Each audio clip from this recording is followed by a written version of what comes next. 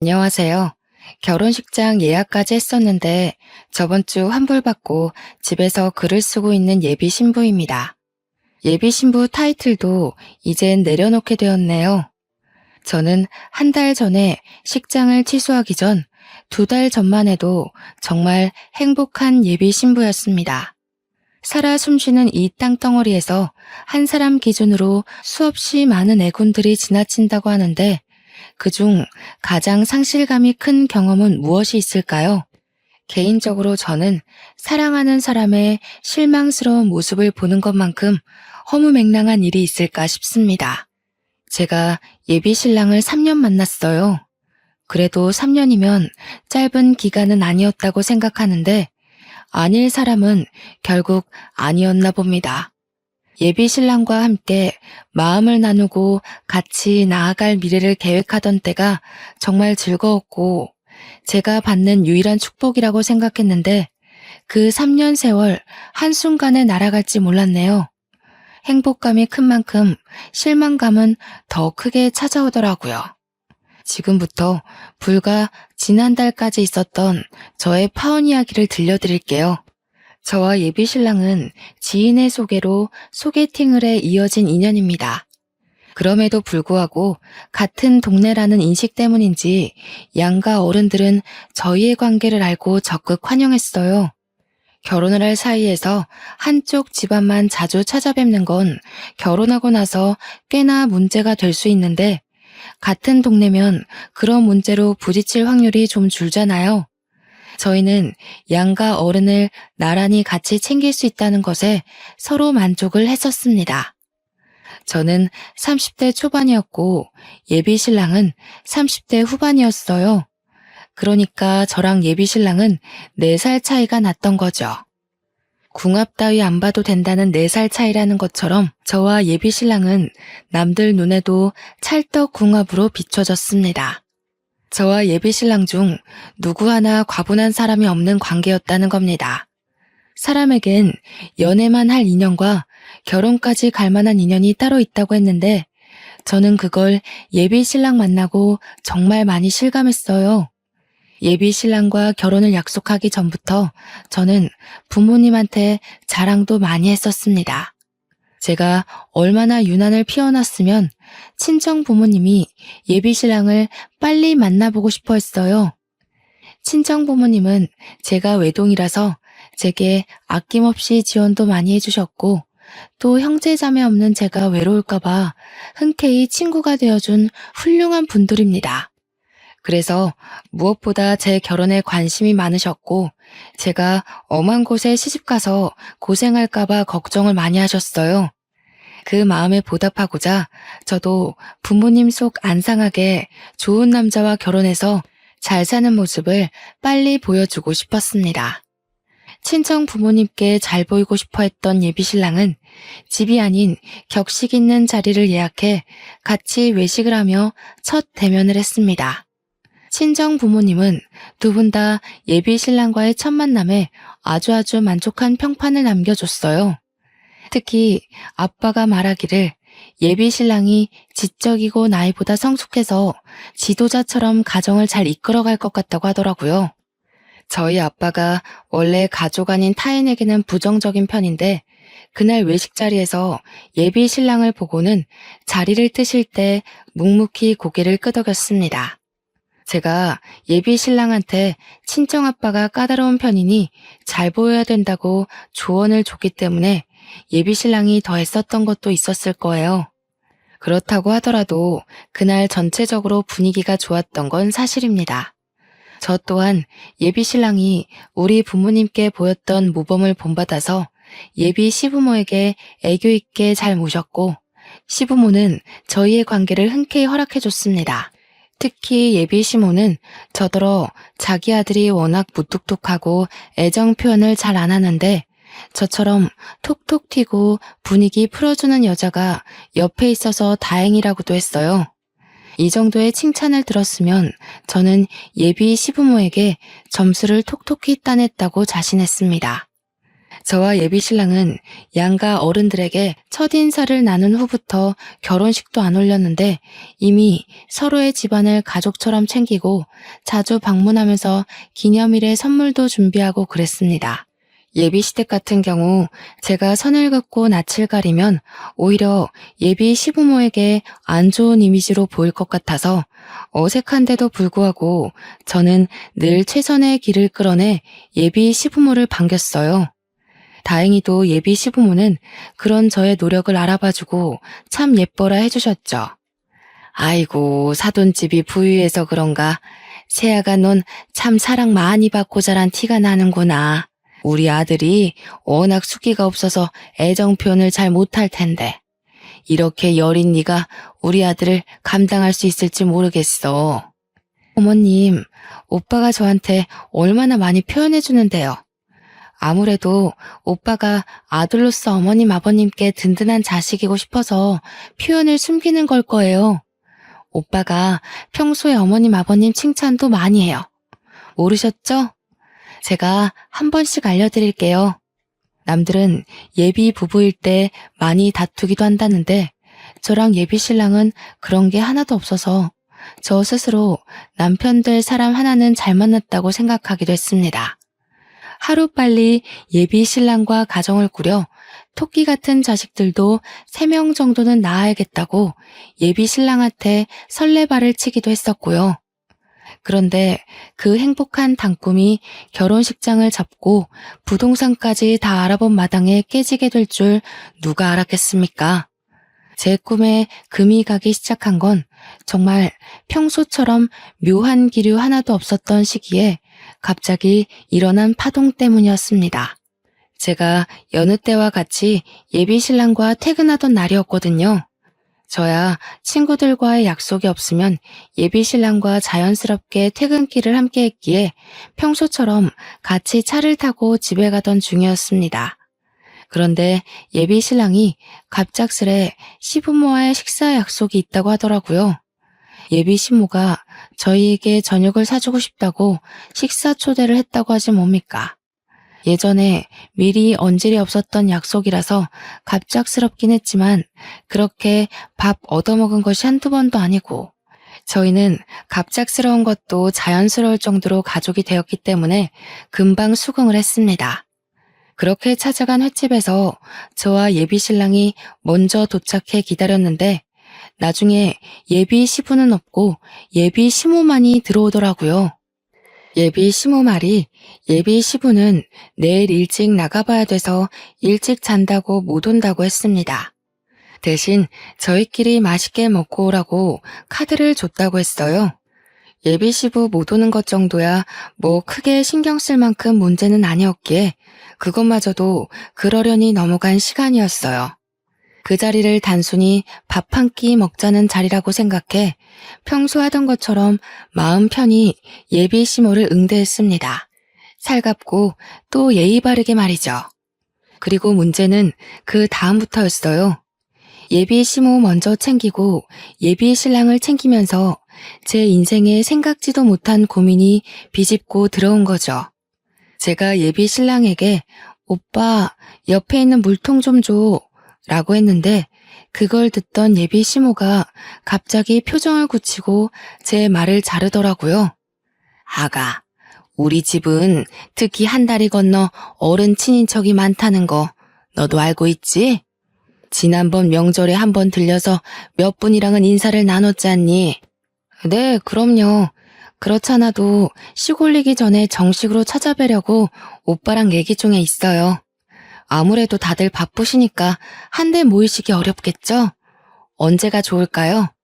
그 전에 내가 오늘 너를 부른 이유가 있어.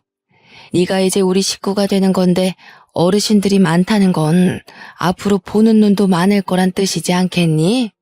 그러니 너희들 관계도 그만 뚜렷이 하는 게 좋을 것 같구나.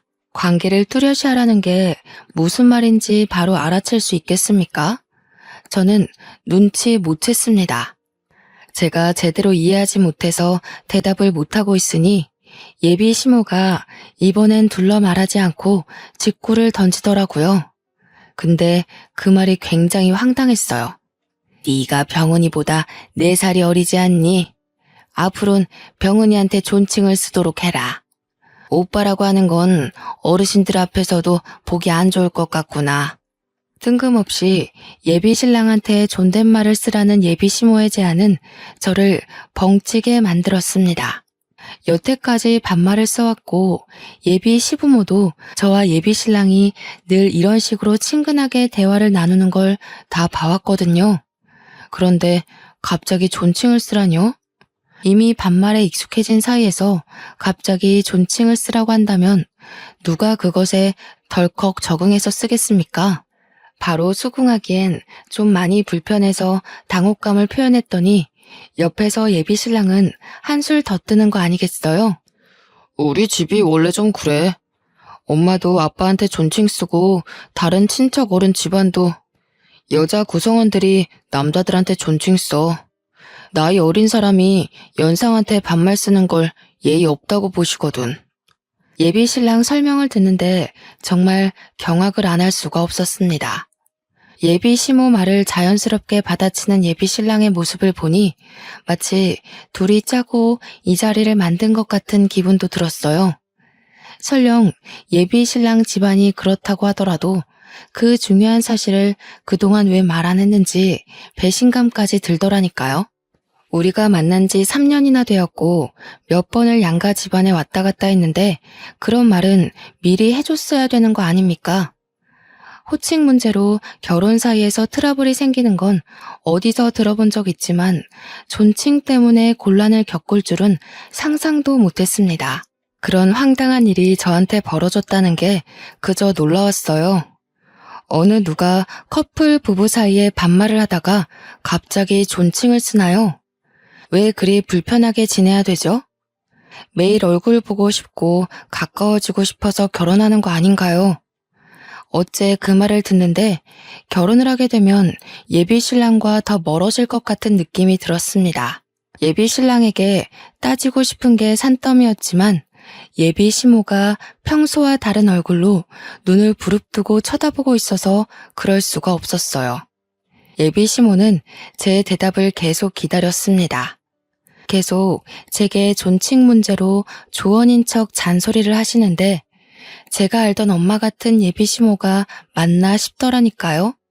결국 저는 예비 시모 제안에 명확한 답변을 못하고 어영부영 그 자리를 마무리했습니다. 예비 시모는 차를 타고 자리를 뜰 때까지 저한테 예비 신랑에게 존칭을 쓸 것을 강조하고 떠났어요. 정말 식사 때도 밥이 입으로 들어갔는지 코로 들어갔는지 기억이 안 나는데 제대로 먹지도 않은 그 음식물마저 체할 것 같더군요. 예비 신랑이 저를 집 앞까지 데려다주는 동안 말을 안 하고 있다가 집 앞에 도착해서야 저는 그날 일에 대한 입장을 언급했습니다. 오빠, 난 솔직히 어머님 말씀 이해 못하겠어. 어느 누가 커플끼리 존칭을 써. 그리고 여자만 남자한테 존칭 써야 된다는 것도 이해가 안 돼. 이건 예의랑 다른 문제라고 생각하거든. 솔직히 좀 성차별 같기도 하고. 여자 남자를 떠나서 나랑 오빠가 3년 동안 반말로 지냈는데 어떻게 갑자기 존댓말을 해? 오빠는 안 이상해? 우리 집에선 당연한 거라고 했잖아. 아무리 그래도 밥 먹는 내내 똥 씹은 표정을 하고 있으면 어떡해? 어른이 앞에 앉아서 며느리에 대해 마땅한 조언을 해주는 건데 그런 얼굴로 있어? 이게 우리 집 문화야. 각국의 문화가 다른 것처럼 각 집안의 문화가 다를 수도 있는 건데 꼭 그렇게 불쾌한 티를 낼 필요는 없었잖아. 나도 최대한 표정 관리한 거야. 그런데 어머님이 자꾸 우리 관계 진작에 불편하게 봤다고 하시잖아. 오빠 말대로 집 문화가 달라서 나는 그렇게 살지 않았는데 갑자기 그렇게 시키면 내 입장에서 곤란한 건 당연하지 않아? 그런 고지식한 제안에 어느 누가 방긋방긋 웃을 수가 있겠어. 고지식? 기분 나쁜 거 알겠는데 우리 엄마야. 웬만하면 불편하더라도 그런 솔직한 말은 삼가줬으면 좋겠는데. 그날 저는 예비 신랑과 3, 4년을 만나오면서 처음으로 대립을 했던 날입니다. 제가 예비 시댁 문화를 이해 못해서 욱하는 바람에 감정을 숨김없이 표현한 거 맞아요. 그래서 좀 더 거친 언사가 나갔다는 것도 인정합니다. 그런데 낯설어하는 제 입장 이해 못하는 건 예비 신랑도 마찬가지 아닌가요? 저는 예비 신랑과 예비 시모에게 예비 시댁 문화를 강요받았습니다. 그곳 환경을 잘 모르는 제가 그것에 반감을 가질 수 있는 건 그들도 예상했어야 된다고 봐요. 그날 예비 신랑은 처음으로 제게 인사도 안 하고 돌아가 버렸습니다. 딱 봐도 상당히 감정이 상한 모습이었어요. 제가 예비 시모를 함부로 말해서 그런 거겠죠. 아니면 자기 집 문화를 이상하게 보는 제 입장 때문일 수도 있고요. 어쨌든 저는 예비 신랑과 다툼 자체가 처음이기도 했고 또 결혼을 앞둔 시점이라 여간 신경 쓰이는 게 아니었습니다. 그날 이후 예비 신랑은 저한테 말도 안 걸었고 연락도 안 했고 직장에서조차 눈을 안 마주쳤어요. 매일 시그널을 주고받으며 알콩달콩하던 저희 사이가 누가 봐도 멀어진 게 보이니 주변인들까지 우리더러 싸웠냐고 묻더라고요. 저희 때문에 괜히 직장 내 전체가 눈치를 본다는 게 느껴졌습니다.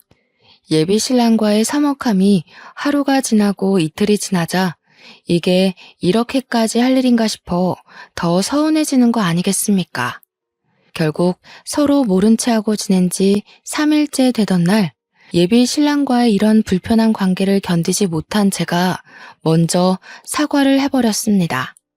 그러자 예비 신랑은 언제 화났었냐는 듯 저를 안아주면서 먼저 사과해줘서 고맙다고 했어요. 서로 자라온 환경이 다른 거 알아. 나도 처가에 가면 당연히 처가 문화 따를 거야. 그러니까 너도 우리 집 이해 좀 해줘. 어른들 보는 데서만 존칭 써주면 돼.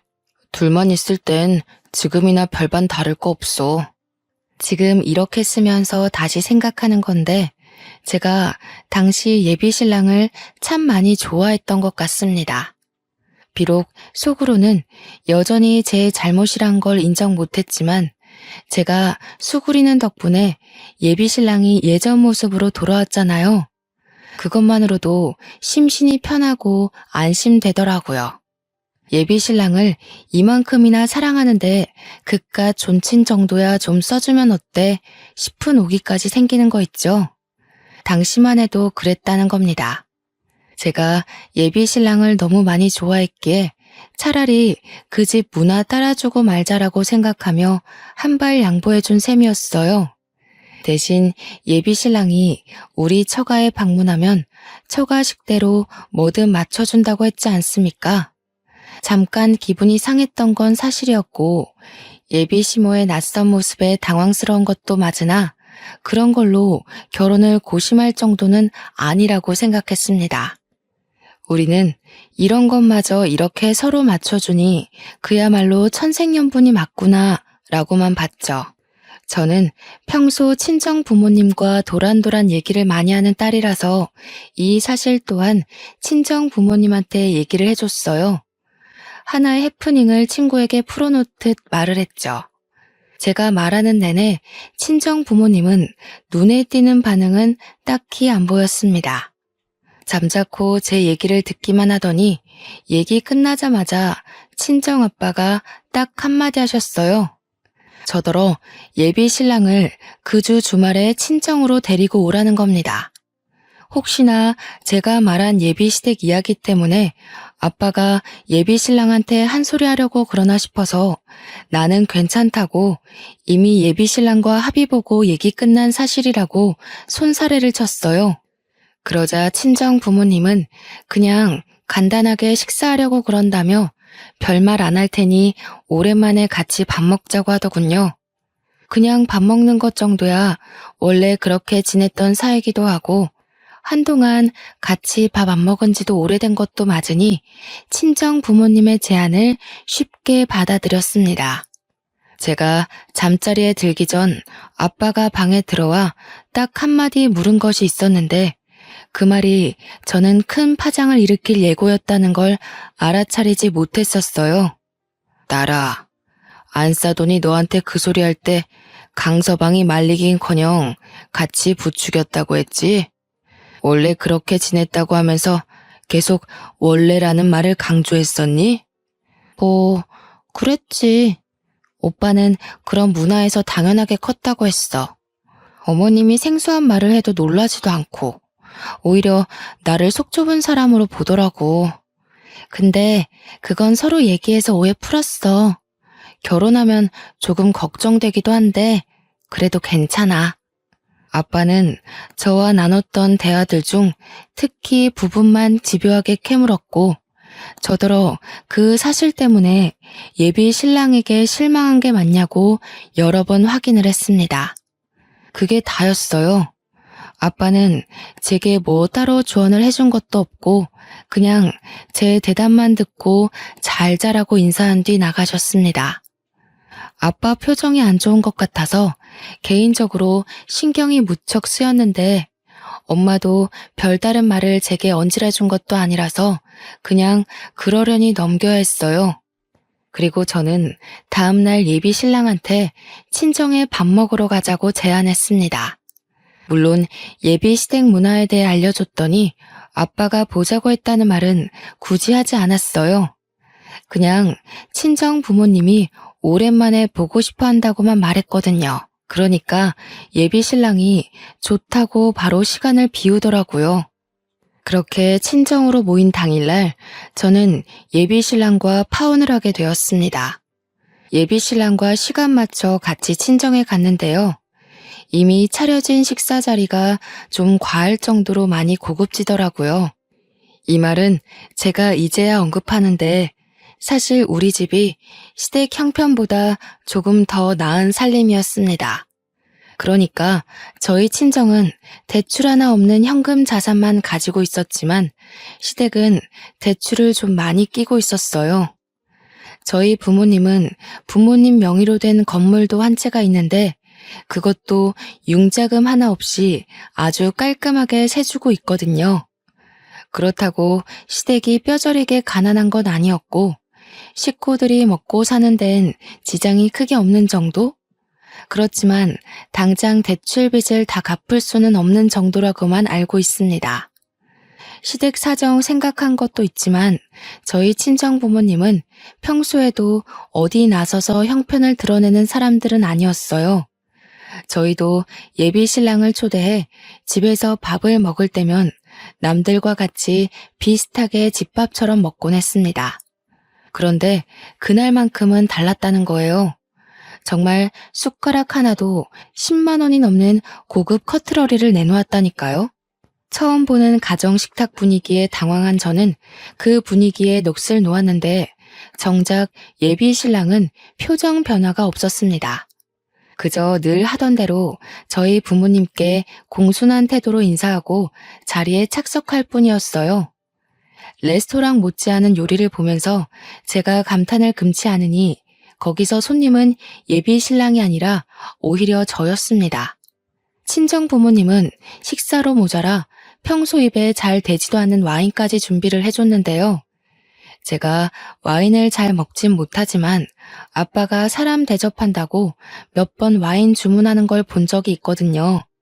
그때 70만 원대 와인을 보고서 무슨 술 한 병이 그렇게 비싸냐 하고 아빠한테 궁시렁거리기도 했었어요.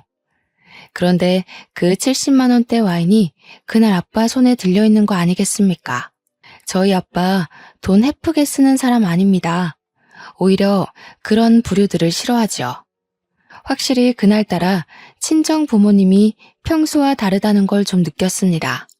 친정아빠는 예비 신랑이 숟가락 들기도 전에 와인을 따라주면서 덤덤하게 먼저 말을 걸었는데요.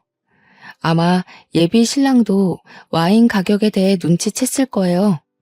예비 신랑이 술을 좋아하거든요. 그래, 사돈 쪽에서 여자 식구들더러 존칭을 쓰라고 한다면서? 자네 집안 문화가 원래 그렇다고 들었는데 그게 사실인가? 친정아빠의 돌직구에 예비 신랑은 저를 쳐다봤습니다. 예비 신랑의 눈빛이 마치 그런 걸 왜 말했냐는 의미가 담겨있는 듯 했어요. 좀 황당한 거 있죠? 예비신랑에게 뭘 숨기려고 했던 건 아니었는데 얼떨결에 죄 지은 기분이 들더라고요. 근데 시댁 문화가 잘못된 게 아니라면 제가 그걸 왜 친정 부모님한테 말하면 안 됩니까? 떳떳하면 오히려 자기가 먼저 우리 집안에 알리고 우리 집안 문화에는 뭐 특별한 게 없는지 알아봐야 되는 거 아닌가요? 이전과 똑같은 부분에서 서로의 의견이 덜그럭거리니 저는 아예 예비 신랑의 시선을 피해버렸습니다. 괜히 오해 사고 싶지 않아서 시선을 피했던 건데 그게 오히려 예비 신랑을 곤란하게 했나 봐요. 예비 신랑은 친정아빠 말을 듣는 내내 표정이 탐탁치 않더라고요. 집마다 문화가 있는 건 당연하지. 우리 딸 보고 그 집 문화에 맞추라고 해놓고 자네는 우리 집 문화를 안 따를 건 아니겠지? 적어도 그런 각오는 했어야 납득이 되는데. 그럼요, 장인어른. 지우한테도 말했다시피 저도 처가 문화에 발벗고 맞출 생각입니다. 지우가 어디서 얼만큼 알고 말씀 올렸는지 모르겠지만 장인어른께서 생각하시는 것만큼 저희 집 팍팍한 구석 아니에요. 믿으셔도 됩니다. 그래? 잘 됐네. 우리 집안은 선조 때부터 조상들 내력이 다 대릴 사위제거든. 그래서 내 딸이 결혼하면 자네가 우리 집에 들어야 될 것 같은데 되겠지? 친정 부모님이 하는 말은 저도 놀라웠습니다.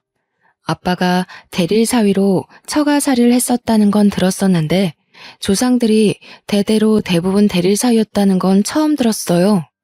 정확히 말하자면 조상님들이 여자 집에 들어갔다기보단 경제력 높은 집에 합가를 한 건데 우리 가문이 대대로 여자 쪽이 잘 살았다 보니까 하나같이 다 대릴 사위제였다고 했습니다. 저도 처음 들었으니까 당연히 예비신랑한테 이것에 대해 말을 해본 적이 없었어요. 아빠의 제안에 말문이 막힌 예비신랑은 은근슬쩍 저를 보면서 약간의 원망 담긴 눈빛을 보냈습니다.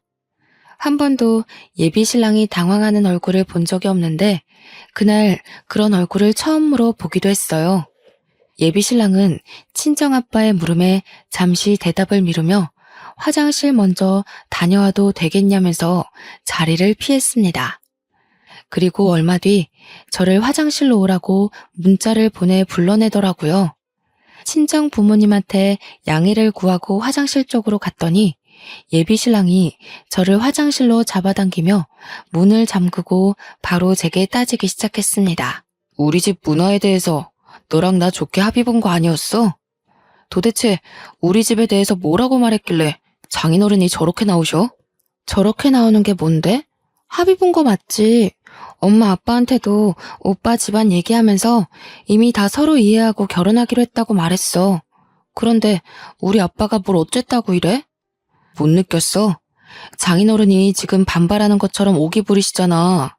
딸이 남의 집 가서 남의 집 문화에 고생하게 생겼으니 보복하는 거 아니야. 보복? 오빠, 대체 우리 아빠를 뭘로 보는 거야? 우리 아빠는 우리 집 문화에 대해 말했을 뿐이야. 오빠 엄마가 나 불러내서 결혼 전에 존칭 정리하는 게 좋겠다고 경고 준 거랑 똑같은 거라고. 이게 그거랑 어떻게 똑같아? 너는 그냥 나한테 존댓말만 하고 살면 그만이지만 대릴 사위는 단순히 그런 문제가 아니잖아. 나더러 이 집에 들어와서 살라는 게 말이 돼? 말이 안 될 건 뭔데? 우리 같이 합의 본 거 아니었어? 내가 존칭 쓰면 오빠도 우리 집 문화에 맞춰주겠다고 했잖아. 아니면 나 계속 반말해도 돼? 예비신랑은 저를 답답해하면서 더 이상 저와 의견을 조율하려 하지 않았어요. 저더러 대신 아빠한테 가서 자기 대릴 사위는 절대 못한다고 말하라고 명령조로 지시했습니다. 그러면서 덧붙이는 말이 이미 예비 시댁 쪽에서 합가를 생각하고 있다고 제가 시댁에 들어가야 된다고 하는 거 아니겠어요? 무슨 소리야? 우리 분가하기로 했잖아. 그래서 부동산 알아본 거 아니었어? 존칭 가지고 사람 정신없게 해놓은 거 얼마나 됐다고 또 이래. 시댁에 들어가서 살아야 된다니? 분가할 거야. 하긴 할 건데 그래도 3년 정도는 시댁에서 살고 나와야지. 며느리면 이제 시댁 쪽 사람 되는 거나 마찬가지인데 시댁 들어가서 적응하고 어울리는 건 당연한 순서 아니야? 오빠네 집에서 하라는 건 다 당연한 거고, 우리 집에서 대릴 사위 하자는 건 말도 안 되는 제안이야? 좀 너무하다고 생각하지 않아? 생각해보니까 결혼 날짜 가까워질수록 점점 오빠네 집에서 나를 끼워 맞추려는 것 같아. 답답하게 또 왜 이래? 네가 맞추는 게 당연한 거지. 그럼 나보고 모양 빠지게 여자 집에서 출퇴근하라고? 예비 신랑이 호소하듯 내뿜은 말들 중 유독 마지막 말이 제게 다소 충격을 주었습니다. 여자 집에서 출퇴근하는 게 모양이 빠진다는 말, 어떻게 이해해야 되는 거죠? 그 말을 듣고 그저 할 말을 잃어서 멍하니 예비 신랑을 바라보기만 했네요. 예비 신랑한테 정이 뚝 떨어지는 바람에 이미 지나보냈던 실망스러운 모습까지 다시 생각나 2배로 미워 보였습니다. 예비 시모가 저보고 예비 신랑한테 존칭 쓰라고 할 때부터 눈치를 챘어야 하는데 제가 둔했던 거죠. 이래서 콩깍지가 무섭다고 하는가 봅니다. 예비 신랑은 저를 계속 등 떠밀며 나가서 당장 대릴 사위는 안 된다고 말하라며 재촉했습니다. 예비 신랑 힘에 떠밀려 화장실 밖으로 쫓겨났는데 그 앞에 친정 부모님이 서 있더라고요. 저도 깜짝 놀랐지만 예비 신랑은 더 놀랐던 건 저를 잡고 있던 손을 황급히 놓더라니까요. 그날 예비 신랑의 깨는 모습을 여러 번 봤는데요. 화장실 앞에서 본 예비 신랑의 얼굴은 제가 알던 리더십 강한 모습과는 다르게 멍청하기까지 했습니다. 기가 차서 뒷골이 당기네. 술이 된 것도 아니고 멀쩡한 정신인데 이 모양이란 말이야? 내가 우리 딸을 얼마나 귀하게 키웠는데 정신머리 썩어 빠진 녀석한테 보낼 수가 있나? 남에게 맞춰줄 수 없으면 자네도 남한테 강요를 하지 말아야지. 가서 사돈들에게 전하게. 그 가짜는 문화 때문에 더는 상종 못하겠으니 이 결혼 파토낸다고. 장인어른, 어디서부터 들으셨는지 모르겠지만 저희 집 뜻은 그런 게 아니고요. 어린 사람이 윗사람한테 존대하는 건 당연하잖아요. 그래서 돈 없는 사람이 돈 있는 집에 들어오는 것도 당연한 게 아니겠나. 그리고 부부끼리 위아래 사람이 어딨어? 자네 부모님이 썩어 빠진 생각을 가지고 있다고 해도 자네만큼은 아닌 게 아닌 줄 알았어야지. 그렇게 존칭을 받고 싶으면 길거리 나가서 띠동갑 어린 아가씨들이나 찾아보던지. 우리 딸이 그러고 사는 꼴은 내 절대 못 본다. 할 말만 하고 돌아서는 친정아빠를 예비 신랑이 급하게 뒤쫓았으나 친정아빠가 손을 올리는 바람에 먹어서 더 말하지 못했고 예비 신랑은 그대로 집에서 쫓겨났습니다. 밖에서 초인종을 누르고 문을 두드리는 예비 신랑이 신경 쓰였지만 저도 배웅을 나가진 않았어요. 그러니 예비 신랑한테 전화까지 오더라고요. 부모님이 예비 신랑 상종하지 말라고 한 것도 아닌데 그날따라 예비 신랑이 크게 좀 깨달았으면 좋겠다는 생각이 들지 뭡니까?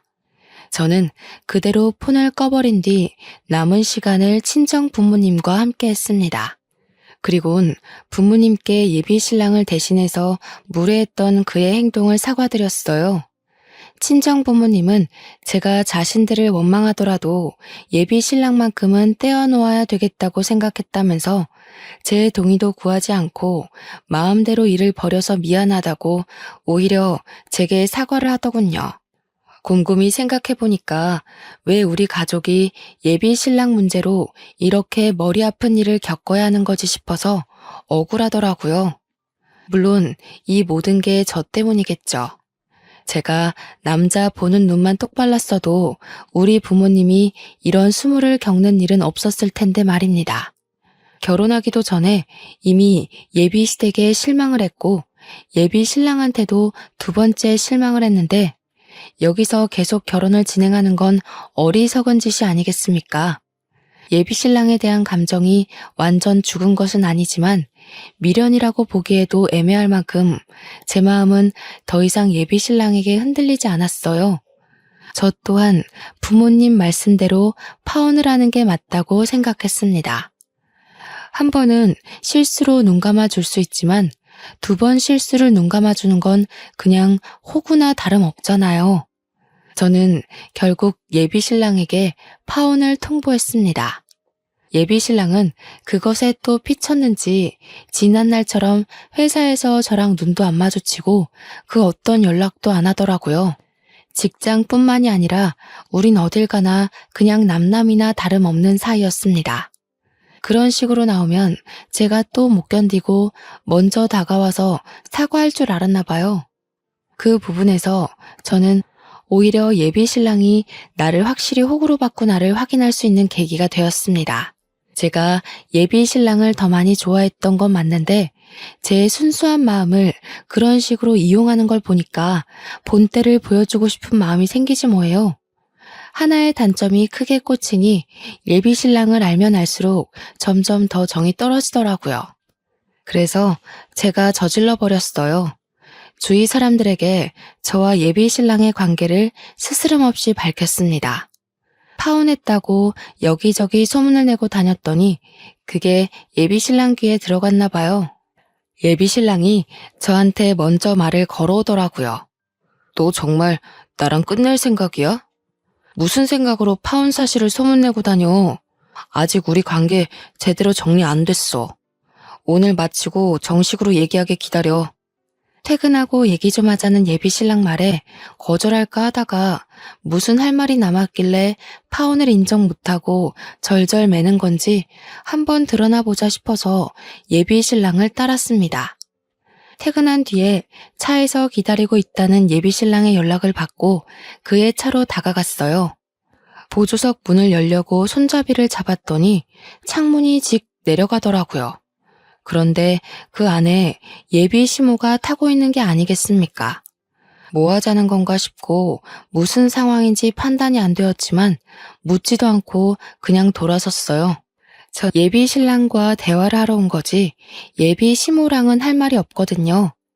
그냥 집에 가려고 하는데 차에서 급하게 내린 예비 신랑이 황급히 쫓아와 저를 붙잡았지 뭡니까? 얘기 좀 하자고. 엄마가 너랑 합의 보고 싶다고 만나자 한 거야. 우리 이거 파혼까지 갈 일 아닌 거 알잖아. 처가 어른들께서 좀 많이 화나신 것 같은데 그 부분에 대해서 부모님이랑 상의했어. 그러니까 좀 들어보고 가. 우리 끝난 거 모르겠어? 우리는 지금 파혼을 고민하는 사이가 아니라 이미 파혼을 한 사이야. 더 이상 볼 일 없는 관계에서 무슨 합의가 필요한데? 진짜 나랑 끝내겠다는 거야? 고작 존댓말 쓰라고 했다고? 존댓말 때문에 헤어지는 건 말이 안 되잖아. 파혼하자고 해도 오히려 내 쪽에서야 정상이지. 대릴 사위는 정상적인 문화라고 생각해? 이것 봐. 오빠는 여전히 우리 집에 맞춰줄 생각이 없어. 지금도 나랑 합의 보자는 게 아니라 나를 설득하려고 만나자고 한 거네.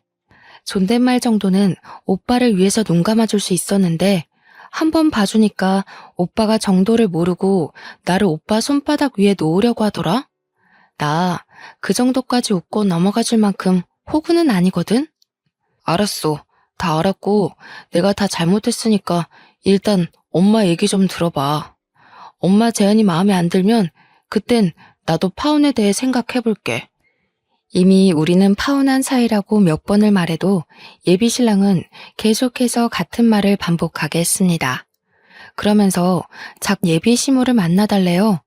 잡고 놓아주지도 않길래 어쩔 수 없이 차에 가서 예비 시모랑 대화 시간을 가졌거든요. 얼마나 대단하고 솔깃한 제안을 하려고 이미 떠난 배를 이렇게 붙잡는 건가 했는데 예비 시모가 뭐라고 하는 줄 아십니까? 아직도 그때 생각만 하면 기가 차서 웃음밖에 안 나와요. 사돈댁 의견 잘 전해 들었다. 그래도 대릴 사위는 안 돼. 대신 우리 집에서 너더러 존댓말 쓰라고 안 할 테니까 결혼하고는 우리 집 들어오거라. 친인척 어르신들이 존칭 때문에 한 소리 하면 그건 내가 다 커버 쳐줄 테니 걱정하지 말고. 들었지? 너만 특별하게 봐주신다잖아. 네가 장인어른한테 대릴 사이만 잘 설득해서 말해주면 다른 건 네 편의에 맞춰서 우리도 얼마든지 양보해줄 수 있어. 다른 분들은 어떻게 생각할지 모르겠는데 저만 이게 불공평한 협상이라고 생각되는 건가요? 존댓말 안 쓰게 해줄 테니 합가해서 시댁살이든 해라. 지금 말하는 게 이거 아닙니까? 그걸 마치 굉장한 선의를 베푸는 것처럼 얘기를 하는데 예비 시모까지 저를 호구로 보는 거 맞죠? 제가 예비 시모한테 너무 애교 부리면서 헤헤거렸나 봐요. 그렇다고 저를 이렇게 바보로 생각하시는 줄은 몰랐는데 당황스럽더군요. 예비 신랑마저도 제게 대단한 특혜가 주어진 것처럼 자기 엄마 편을 엄청 들길래 어이가 없던 저는 결국 예비 시모에게 따끔한 소리를 해버렸습니다. 역시 존대 안 해도 되는 건데 괜히 고집하신 거였네요. 저희 아빠가 말한 거 어머님 아들내미 입통해서 못 들으셨나 봐요. 어머님 계속 그렇게 이기적으로 구시면 평생 제대로 된 며느리 보기 힘드실 텐데. 요즘 어떤 며느리가 시어머니 손맛에 맞게 주물러지나요? 뭐? 너라는 꼰세가 왜 그러니? 우리 아들이 너더러 아직 철이 없다고 하긴 했다만. 이 정도로 어른한테 생각 없이 말하는 줄 몰랐네. 누구 뭘 주물 보니까 뭐 고분고분 시부모 공양하며 살 며느리 구하려나 본데 막말로 그쪽 집안이 명문가 집안이기래요. 대기업 사장 집안이기래요. 가진 것 하나 없으면서 바라는 것 많은 이기적인 마인드로 어떻게 새색시를 구하려나 몰라. 한번 갔다 온 여자나 등쳐먹으려는 여자면 그런 고지식한 집안 눈 감고 들어갈 수는 있겠네요. 너 지금 엄마한테 무슨 말버릇이야. 협상 조건이 마음에 안 들면 안 된다고 말을 하던가. 엄마가 너 생각해서 큰 마음 먹고 찾아오기까지 했는데 이게 무슨 무례야? 두 분 보니까 참 큰일이다 싶네요. 귀한 장남 나이가 내일 모레 40인데 시댁 집안이 아들 장가 보낼 미처는커녕 빚만 수두룩해서 어째요? 존대 받아야 되는 아드님 평생 노총각으로 살다 가야 되는 거 아닌가 모르겠어요. 어디 방송이나 나가보세요. 공개 구혼이라도 해야 결혼 근처는 가볼 것 같은데요. 예비 시모가 제 말에 화가 나서 벌벌 떨기까지 했는데요. 저더러 원래 이렇게 무서운 애였냐고 악을 지르는 말에 네네 그렇다고 말해주고 그냥 차 안에서 내려버렸습니다. 그 장면만 본다면 제가 건방졌다고 생각할지 모르지만 제 상황을 전반적으로 아는 사람이라면 되레 그들을 더 혼쭐내주지 못해 아쉽다고 말하지 않을까 싶네요. 저를 따라 예비 신랑이 당장 쫓아오려고 했지만 예비 시모가 자존심 때문인지 자기 아들을 못 가게 붙잡더라고요. 엄마가 붙잡는다고 못 쫓아오는 예비 신랑 행동도 뒤늦게 생각해보니 웃겼습니다. 거의 40이 다 되었는데 엄마가 시키는 대로 잘도 따르는 아들이더라고요. 그런 사람인 줄 왜 몰랐는지 아직도 제 자신이 이해가 안 됩니다. 작년까지만 해도 제게 예비 신랑이란 사람은 과묵하고 본업에 열중하면서 매사에 지도자 자격이 있는 사람이었거든요. 우리 사이에 금이 가기 시작한 이유는 그놈의 존칭 때문이었는데 처음 그 말을 들었을 땐 황당하고 화가 났지만 시간 지나서 생각해보니 예비 시모가 저를 구제해준 셈이나 다름없는 거 있죠. 저와 예비 신랑이 결혼하고 나서 제게 그런 존칭 제안을 했다면 아마 파혼 가정보다 더 피 튀기는 싸움이 되지 않았을까요? 생각만 해도 무섭고 살떨리네요. 그 이후 생활은 놀랍게도 평화로웠습니다. 예비 신랑과는 여전히 같은 회사에서 일을 하고 있어요. 완전 남남처럼 지내고 있고 부서가 달라서 일적인 얘기도 안 하고 있거든요. 새삼 그런 생각이 들더라고요. 우리가 정말 약혼 관계였던 커플이 맞나 싶은 생각이요. 지난 3, 4년의 시간이 일이 단번에 삭제된 것처럼 깔끔하게 지워진 게 좀 신기했습니다. 불행하고 속상하다는 게 아닙니다. 오히려 제게는 작은 변화가 찾아왔어요. 파혼을 하고 나니까 제 주변으로 남자들의 관심이 조금씩 쏟아지더라고요. 물론 직접적인 고백은 없었지만 커피를 사다 주거나 점심을 같이 먹자고 한다거나 그런 관심을 많이 보여줬어요. 이것도 관심이라면 관심이지 않겠습니까? 감사한 마음들이지만 저는 그것에 대한 수줍음보다 조금 다른 감정이 생겼는데요. 남 사원들이 제 주변을 얼쩡거릴 때마다 예비 신랑의 시선이 느껴지는데 그게 꽤나 고소하더라고요. 그렇다고 예비 신랑이 제게 막 다가오는 건 또 아니었습니다. 당분간은 이렇게 서로 거슬리는 존재가 될 것 같아요. 아직 파혼한 지 한 달 남짓밖에 안 되었거든요. 예비 신랑도 서로를 무자르듯 싹둑 자르기엔 아직 이르고 약간의 시간이 필요할 겁니다.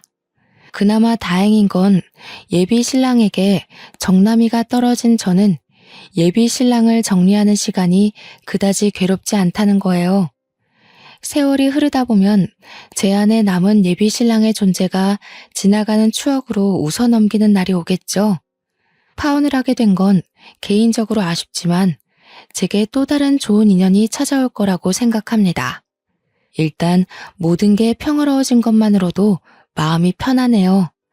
이렇게 끝난 저의 파혼은 세상에 정말 별의별 사람이 다 있다는 걸 또 한 번 배우게 된 계기였습니다.